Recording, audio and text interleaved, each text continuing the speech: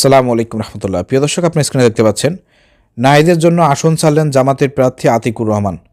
আতিকুর রহমান আপনারা জানেন যে টকশো ব্যক্তিত্ব, খুবই চমৎকার টকশো করেন আলহামদুলিল্লাহ।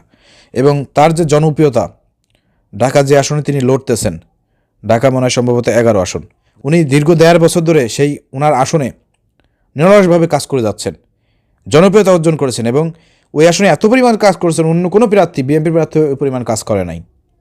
এবং তার জিতে আসার সম্ভাবনা রয়েছে 80%। সেখানে শুধুমাত্র জোরের স্বার্থে আমাদের এই প্রার্থীটাকে বসায় দেওয়া হলো, তিনি এখানে তার প্রার্থী মনোনয়নপত্র প্রত্যাহার করলেন, নাহিদকে এখানে দেওয়া হলো।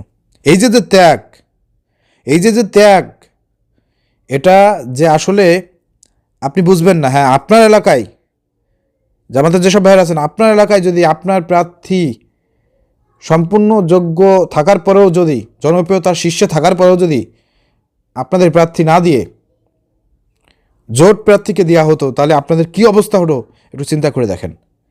ঠিক ওই একই অবস্থা কিন্তু ওই আসনের, এই আতিকুর রহমান ভাইয়ের আসনে নেতাকর্মীদের হচ্ছে।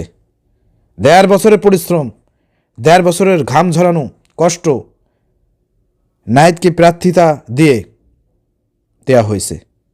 কতটা ত্যাগ কুরবানি করা লাগছে আপনি চিন্তা করেন। ইনশাল্লাহ এই ত্যাগ কুরবানির মাধ্যমে কিন্তু আল্লাহ রাব্বুল আলামিন বিজয় দান করবেন জামাত ইসলামীকে, এই ত্যাগ কুরবানির মাধ্যমে ইনশাল্লাহ। ঠিক আছে, তো নাহিদ ইসলামের জন্য শুভকামনা থাকলো। আর নাহিদ ইসলামকে বলে দিতে চাই, এর আগেও কিন্তু কয়েকবার পাল্টি নিয়েছে না, জামাতের বিরুদ্ধে কথা বলছে না, তাদেরকে আমরা সহযোগিতা করি, আর পক্ষান্তরে তারা কী করে, পাল্টিবাজি করে। আমরা তাদের বিরুদ্ধে বলছি। যদি আমরা কখনো চাইছিলাম না এনজিবি আমাদের সঙ্গে আসুক, এর পক্ষে আমরা কিন্তু ছিলাম না, কারণ ওরা বারবার পাল্টি নেয়, পাল্টিবাজি করে। নাসির পাটোয়ারি পাল্টি নিয়েছিল না, এখন কিন্তু আবার নাসির পাটোয়ারি জামাতের পক্ষে কথা বলতেছে। তো এই পাল্টিবাজদেরকে দলে না নেওয়াই ভালো ছিল। তারপরেও দেশের স্বার্থে, দশের স্বার্থে, জনগণের স্বার্থে, জুলাই বিপ্লবের স্বার্থে তাদেরকে নেওয়া হয়েছে। ওয়েলকাম। নেক্সটের জন্য নাহিদ ইসলামকে বলতে চাই, পাল্টি নিয়েন না, এটাই শেষ সুযোগ। নেক্সট টাইম যদি পাল্টি নেয়, আমরা জামাত ইসলাম কখনো কিন্তু এদেরকে সাপোর্ট করব না, বলে দিলাম। নাহিদ ইসলামেরও চিন্তা করা উচিত, কোনো জায়গায় জায়গা পায় নাই। লাস্টে কিন্তু জামাত ইসলাম তাদেরকে জায়গা দিয়েছে, রাজনীতি করার সুযোগ দিয়েছে। কারণ এনসিপির এককভাবে নির্বাচন করে ওই হাসানাত আবদুল্লাহ তার এলাকায় দেবিদ্বারে জিতে আসার সম্ভাবনা নাই। কারণ দেবিদ্বার এখানে দীর্ঘ 1.5 বছর ধরে জামাতের প্রার্থী কাজ করেছে, তার জেতার সম্ভাবনা 80%। সে ওইখানে তার প্রার্থিতা বাদ দিয়ে হাসানাত আবদুল্লাহকে সাপোর্ট করেছে। আমি আশা করব আমাকে যেভাবে আপনারা গ্রহণ করে নিয়েছেন, আমাদের প্রিয় ভাই হাসনাত আবদুল্লাহকেও আপনারা সেভাবে গ্রহণ করে নেবেন এবং আগামী দিনে একটি সমৃদ্ধ বাংলাদেশ বিনির্মাণের ক্ষেত্রে আপনারা ভূমিকা পালন করবেন। এবং তিনি ওইখানে যখন মনোনয়নপত্র প্রত্যাহার করেন, তখন তার বক্তব্য আপনারা দেখেছেন সোশ্যাল মিডিয়ায়, কাঁদো কাঁদো সুরে তিনি আবেগ আপ্লুত হয়ে তিনি প্রত্যাহার করেছেন এবং হাসানাত আবদুল্লাহকে আপনার সমর্থন জানিয়েছে। উনি তো একজন ব্যক্তি ওইখানে আবেগ আপ্লুত হয়েছে।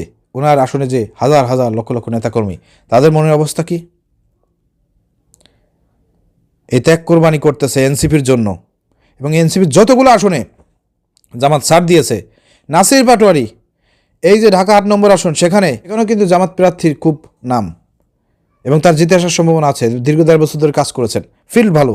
তারপরে নাসির পাটোয়ারিকে ছেড়ে দেওয়া লাগছে এই জোটের সাথে।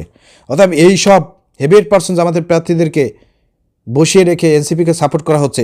এরপর যদি তারা গাদ্দারি করে নেক্সট টাইম, এগুলো কিন্তু আমরা মানতে পারবো না। যাই বলেন ভাই, মানতে পারবো না আমরা। অর্থাৎ এনসিপিকে এগুলো হিসাব নিকাশ করে কাজ করা উচিত। ঠিক আছে, কৃতজ্ঞতা স্বীকার করা উচিত। অকৃতজ্ঞ হলে পারে কিন্তু নেক্সট টাইম আর পাশে পাবেন না।